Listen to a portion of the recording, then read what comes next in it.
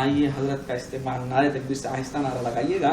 نعرے تکبیر، نعرے رسالت. اب آپ کے سامنے حضرت علامہ مولانا شاہ واجد صاحب خطیب و امام جامعہ مسجد کنٹونمنٹ بنگلور. بزرگ ہیں، بیٹھ کے کر سکتے ہیں. الحمدللہ ماشاء اللہ. آرام سے بیٹھیے سر، فیض بتائیے. بیٹھیے.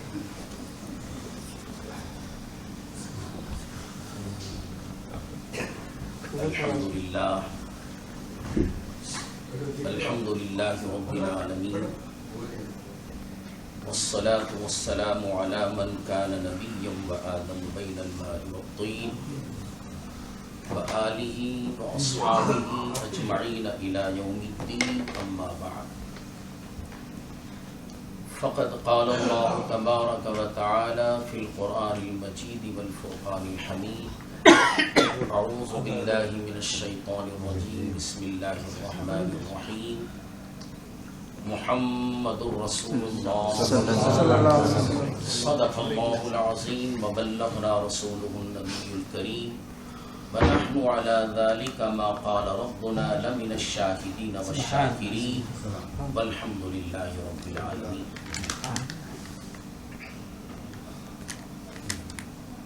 عزیزان محترم،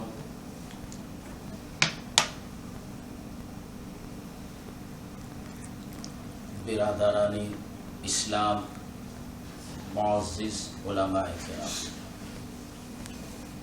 اس سے پہلے کہ میں تقریر کا ابتدائی حصہ آپ کے سامنے پیش کروں،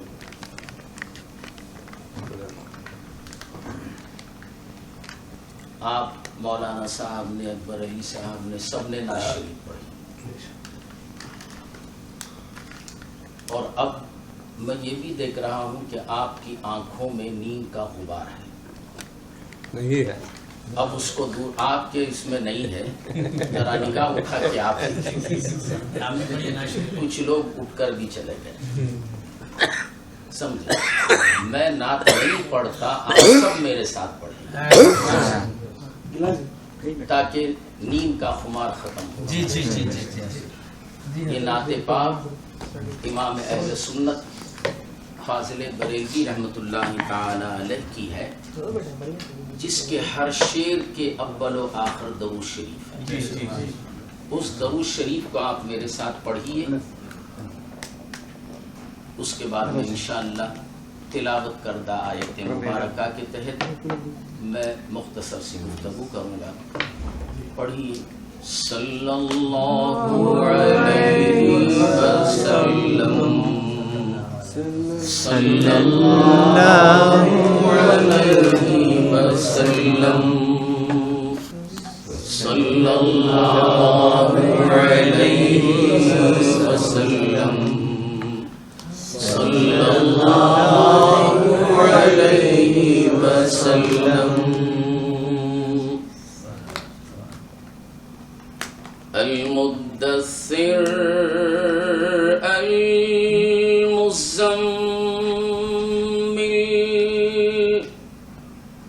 ذاتوں کی کونین کا حاصل. المدثر المزمل،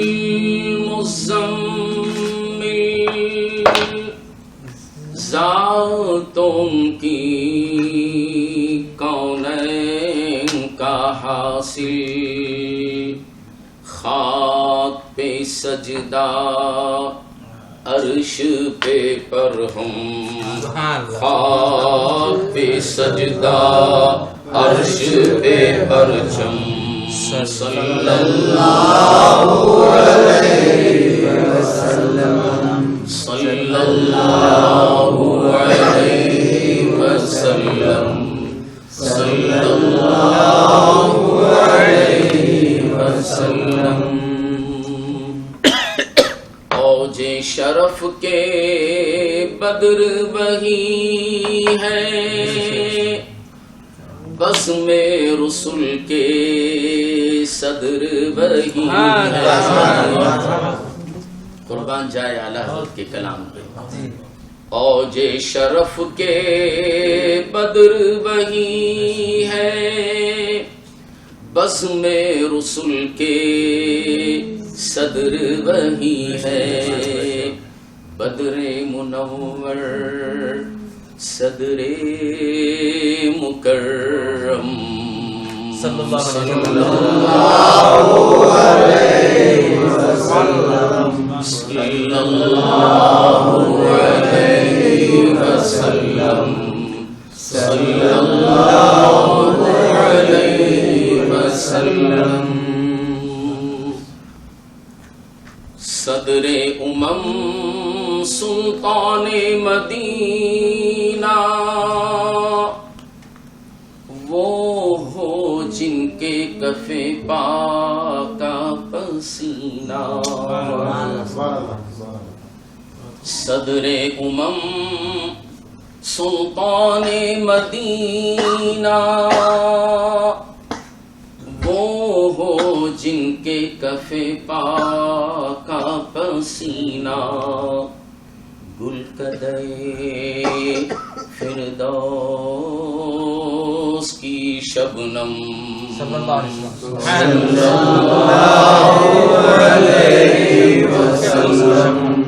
صلی اللہ علیہ وسلم، صلی اللہ علیہ وسلم۔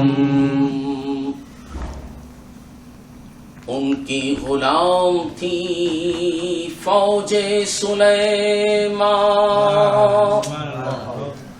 ان کے منادی موسی عمران، ان کی غلام تھی فوج سلیمان، ان کے منادی موسی عمران، ان کے مبشر عیسی مریم، صلی اللہ علیہ وسلم، صلی اللہ علیہ وسلم، صلی اللہ علیہ وسلم۔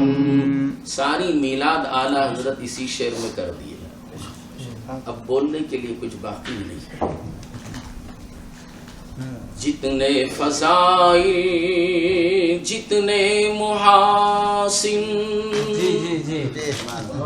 جتنے فضائل جتنے محاسن ممکن میں ہو سکتے تھے ممکن، جتنے فضائل جتنے محاسن ممکن میں ہو سکتے تھے ممکن، حق نے کیے سب ان میں فراہم، صلی اللہ علیہ وسلم، صلی اللہ علیہ وسلم، صلی اللہ علیہ وسلم۔ اب بغیر کسی تمہید کے تلاوت کردہ آیت مبارکہ کے تحت میں لب کشائی کر رہا ہوں اسی رسول کائنات کے در پر جن کا نام محمد الرسول اللہ صلی اللہ علیہ وسلم ہے۔ یہ ایسا مبارک کلمہ ہے جس کے پڑھنے سے ہم اور آپ مسلمان ہیں۔ یہ وہ مبارک کلمہ ہے جس کو ایک مسلمان پیار اور محبت کے ساتھ پڑھتا ہے تو اس کا دماغ فرش سے عرش تک پہنچ جاتا ہے، اور یہ ایسا مبارک نام ہے، خدا کی قسم بڑا میٹھا نام ہے، بڑا پیارا نام ہے۔ ایسا پیارا نام ایک مسلمان جب اس کو پڑھتا ہے، اس کی چاشنی جب زبان سے حلق میں اترتی ہے تو وہ مسلمان وہی کلمہ پڑھ کر مومن بنتا ہے. جی جی جی جی. اب میں بہت ہی اشاروں میں بات کروں، یہی وہ کلمہ جیسی جیسی لذت لے کر پڑھتا ہے ایک مسلمان کے درجات بلند ہوتے ہیں. جی جی. مسلمان پڑھتا ہے تو مومن بنتا ہے، مومن پڑھتا ہے تو محسن بنتا ہے، محسن پڑھتا ہے تو متقی بنتا ہے، متقی پڑھتا ہے تو ولی ہوتا ہے. بڑا پیارا کلمہ، بڑا لذیذ، بڑا میٹھا، ایسا میٹھا. اللہ اکبر. اللہ تعالی قرآن مجید فرقان حمید میں ارشاد فرماتا ہے دودھ سے متعلق. ارشاد خداوندی ہے لبنا خالصا سائغا للشاربین. خالص دودھ. میں زور سے اس لیے بول رہا ہوں تاکہ ہماری ماں بہنیں بھی سن لیں. لبنا خالصا، خالص دودھ پینے والے کے لیے گلے سے سہل اترنے والا اور بڑا مزیدار. اور باقی دودھ پینے میں کوئی تکلیف نہیں ہوتی اور مزیدار بھی ہے. جب آپ پیئیں گے تو گھونٹ لینے سے پہلے وہ خود اترتا چلا جاتا ہے. تو اللہ تعالیٰ قرآن میں دودھ کے متعلق ارشاد فرما رہا ہے لبنا خالصا سائغا للشاربین. پینے والوں کے لیے، ترجمہ یوں ہوتا ہے شاربین سے، پینے والوں کے لیے دودھ بڑا مزیدار اور گلے سے آسانی کے ساتھ اترنے والا. تو معلوم ہوا از روئے قرآن کہ دودھ مزیدار ہے، دودھ میٹھا ہے، گلے سے آسانی کے ساتھ اترنے والا ہے. ذرا میرے ساتھ بولتے جائیے. جی جی جی. دودھ آسانی کے ساتھ گلے سے اترنے والا، مزیدار اور بڑا میٹھا. یہی دودھ اگر کسی ملیریا کے بخار والے کو پلایا جائے تو وہ کیا کہے گا؟ کڑوا ہے، گلے سے نہیں اترتا، بدمزہ ہے. کون کہہ رہا ہے؟ ملیریا کی بیماری والا، گلے سے نہیں اترتا، بدمزہ ہے، تھوک دیتا ہے. اور خدا کہہ رہا ہے دودھ کے متعلق مزیدار ہے، گلے سے آسانی کے ساتھ اترنے والا، پینے والے کو کوئی تکلیف نہیں.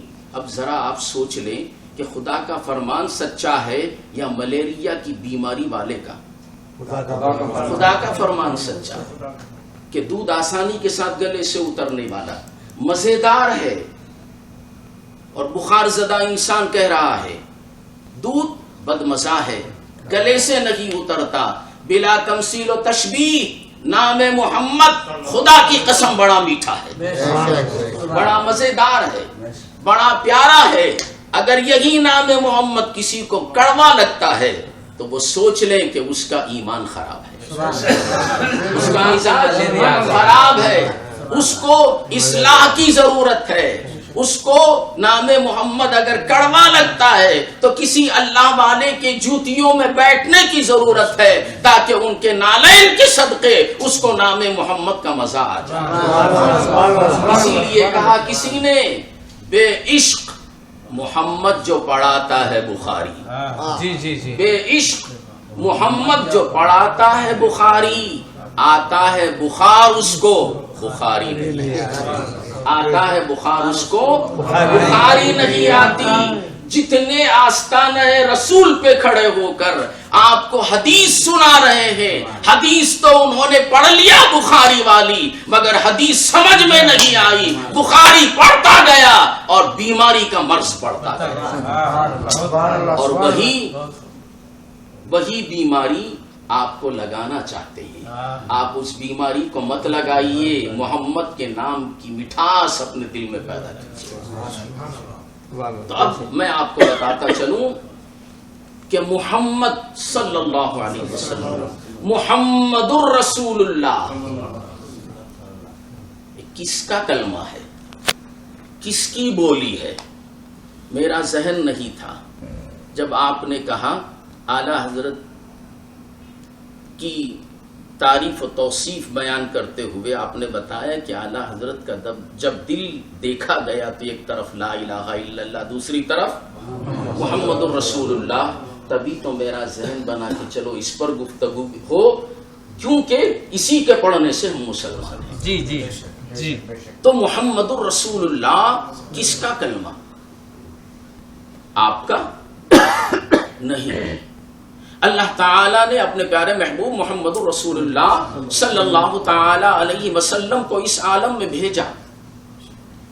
میں یہ نہیں کہتا کہ حضور اس عالم میں پیدا ہوئے، میں اس کا قائل ہی نہیں، جی چونکہ پورے قرآن میں الحمد کے الف سے لے کر مناس کی سین تک اگر آپ پورا قرآن پڑھ لو تو قرآن میں کہیں نہیں ہے کہ حضور صلی اللہ علیہ وسلم 12 ربیع الاول صبح صادق کے وقت پیدا ہوئے۔ قرآن کی ایک آیت پکار کے کہتی ہے اللہ کے رسول پیدا نہیں بلکہ تشریف لائے۔ جی جی جی بے شک بے شک۔ قد جاءکم من اللہ نور، بے شک اللہ کی جانب سے نور آیا۔ وما ارسلناک الا رحمتا للعالمین، سارے عالم کے لیے رحمت بنا کر بھیجا۔ قد من اللہ علی المؤمنین اذ بعث فیہم رسولا، اللہ تعالیٰ کا بڑا احسان ہوا مومنوں پر کہ ان میں ایک رسول بھیجا۔ اب کتنی آیتیں میں گناتا چلوں تو جتنی بھی آیتیں پڑھے اس میں تشریف لانے کا ذکر ہے، بھیجے جانے کا ذکر ہے۔ بھیجا وہی جاتا ہے جو پہلے سے موجود ہو، تشریف وہی لاتا ہے جو پہلے کہیں تشریف فرما ہو۔ تو معلوم ہوا یہاں تشریف لانے سے پہلے حضور رحمت عالم صلی اللہ علیہ وسلم کہیں تشریف فرما تھے، وہاں سے تشریف لائے۔ تو تشریف لانے کا ذکر، ولادت کا ذکر، تو محمد الرسول اللہ، اللہ تعالیٰ نے اپنے پیارے محبوب محمد الرسول اللہ صلی اللہ علیہ وسلم کو اس عالم میں بھیجا۔ کیا محبوب 1,24,000 کم و بیش انبیاء و مرسلین اس عالم میں تشریف لے گئے، سب نے میری توحید کا اعلان کیا، کہا کہ لا الہ الا اللہ، لا الہ الا اللہ، لا الہ الا اللہ، لیکن کسی نے بھی میری توحید کو کما حقہ دنیا والوں کے سامنے پیش نہ کر سکے۔ اے میرے محبوب آپ تشریف لے جائیے، اے آقا آپ تشریف لے جائیے۔ میرے محبوب اس عالم میں تشریف لائے، اور جیسے ہی تشریف لائے آپ نے خدا کی وحدانیت کا اعلان کیا، کہا کہ لا الہ الا اللہ۔ ایک آواز تھی میرے محبوب کی کہ ساری دنیا لا الہ الا اللہ کہنے لگی، جی 4 سو لا الہ الا اللہ کی گونج پیدا ہو گئی۔ انسان تو انسان، پتھر بھی بولنے لگے لا الہ الا اللہ۔ جب لا الہ الا اللہ کی صدائیں گونجیں تو مولا نے کہا اے میرے محبوب آپ نے میری توحید کا حق ادا کر دیا، آپ نے فرش پر میرے کلمے کی گونج پیدا کر دی، اے میرے محبوب عرش پر میں تمہارے نام کی گونج پیدا کروں گا۔ کہا لا الہ الا اللہ تم کہو، محمد الرسول اللہ میں کہوں۔ لا الہ الا اللہ میرے رسول کی بولی، محمد الرسول اللہ اللہ کی بولی۔ جس کو محمد الرسول اللہ سے دشمنی ہے اس کو خدا سے دشمنی ہے، جس کو لا الہ الا اللہ سے عداوت ہے اس کو مصطفیٰ سے عداوت۔ لا الہ الا اللہ کس کی بولی؟ محمد الرسول اللہ کی۔ محمد الرسول اللہ کس کی بولی؟ اللہ کی بولی۔ جب یہ دونوں جملے مل گئے تو ایک کلمہ ہو گیا لا الہ الا اللہ۔ تو محمد صلی اللہ علیہ وسلم اس کے معنی کیا؟ بس میں یہی صرف ترجمہ کروں گا، تقریر تو مجھے آتی نہیں۔ محمد صلی اللہ علیہ وسلم، محمد کے معنی آپ کلمہ پڑھتے ہیں نا سب؟ پڑھیے زور سے، محمد الرسول اللہ۔ اب محمد کے معنی سے، محمد کے معنی الذی یحمد حمد بعد حمدی. محمد کے معنی کیا بیان کیے؟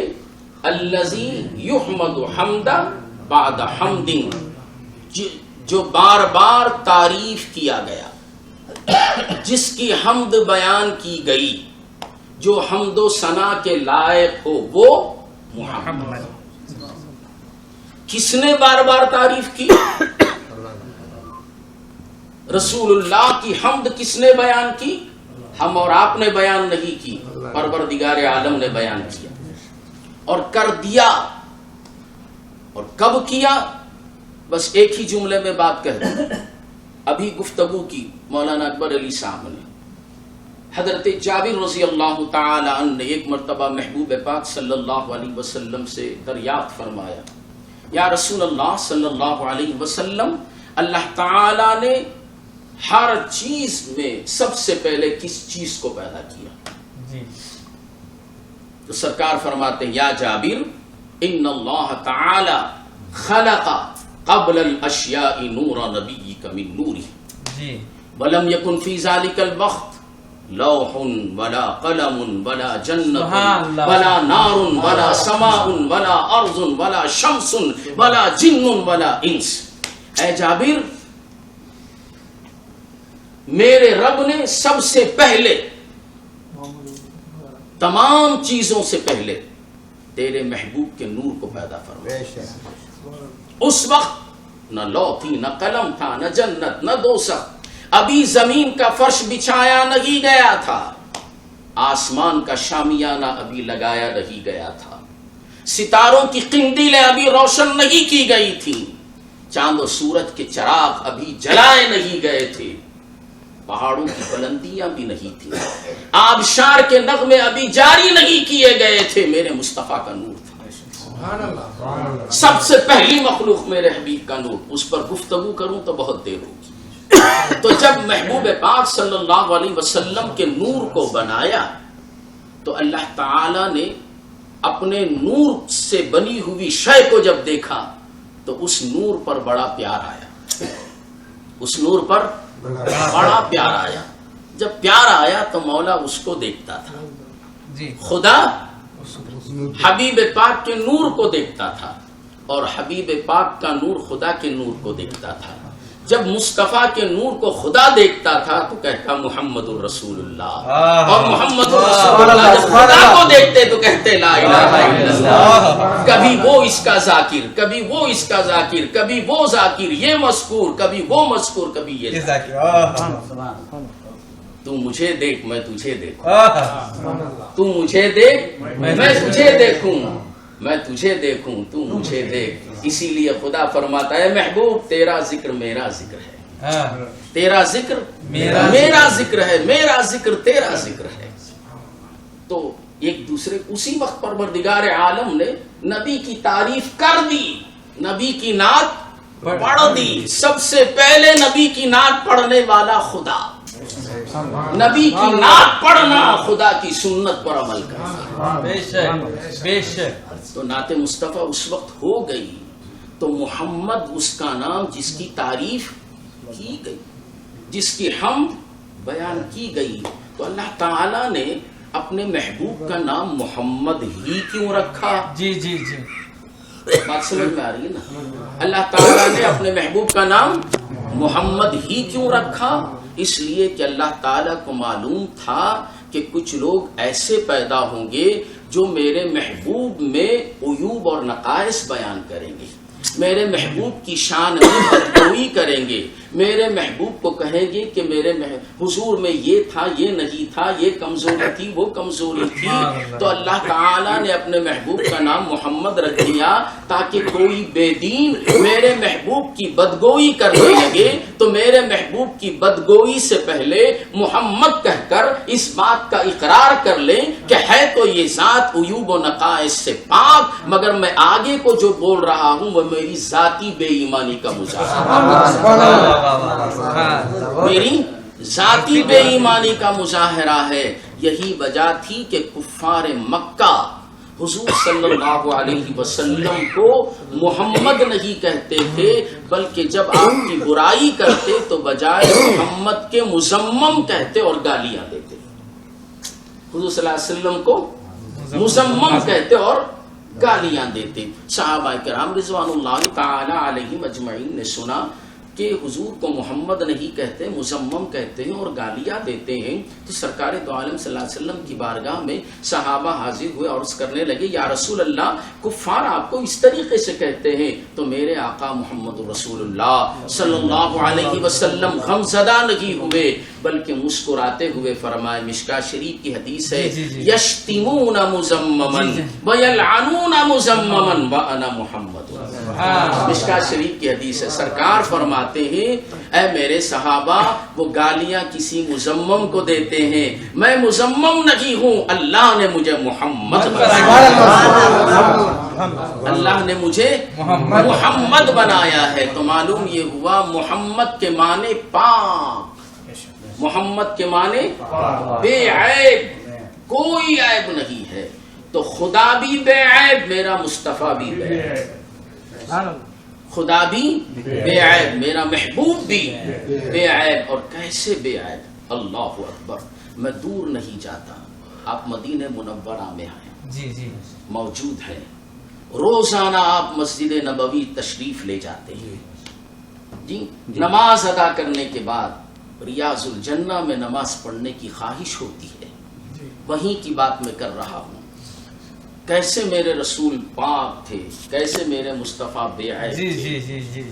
ایک مرتبہ نماز فجر ہوئی مسجد نبوی میں، وہ مصلی نہیں جہاں یہ لوگ نماز پڑھتے ہیں، مسجد نبوی ہے، نماز فجر ادا ہوئی۔